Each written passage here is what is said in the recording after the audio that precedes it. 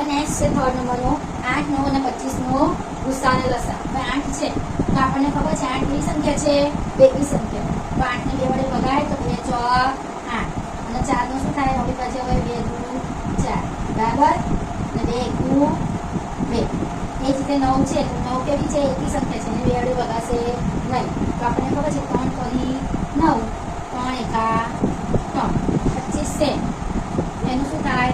પાયે પાયે 25 અને 5 એકા 5. તો હવે એના અવિભાજ્ય અવયવ શું પડ્યા? 8 ના. તો અહીંયા આપણને ખબર છે કે 8 ના શું અવિભાજ્ય અવયવ પડ્યા? 2 દુ 4 દુ 8. 2 કેટલી વખત છે? 3 વખત. એ રીતે 9 માટે અવિભાજ્ય અવયવ શું થશે? અહીં જુઓ 3 કેટલી વખત છે? 1 અને 2 તો 3 નો વર્ગ. અને 25 માટે તો અહીં 5 કેટલી વખત છે? 2 વખત તો 5 નો વર્ગ. બરાબર. હવે ગુસા તો ગુસા શું થશે? 8, 9 અને 25 નો આપણે જોઈએ. અહીંયા પણ કઈ પણ સંખ્યા કોમન છે નહીં, એક સરખી છે નહીં. એનો ગુસા શું આવશે? 1. જ્યારે લસા શોધીએ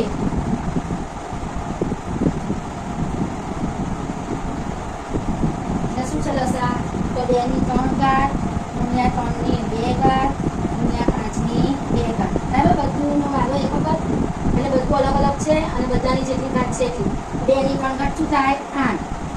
3 ની 2 ઘાત 9 અને 5 ની 2 ઘાત 25. હવે આનો ગુણાકાર કરીએ તો આપણને ખબર છે કે 25 અઠા 200 અને 200 ગુણ્યા 9 કરે 9 એટલે શું જવાબ આવ્યો? 1800. તો આ થયો એનો લસા.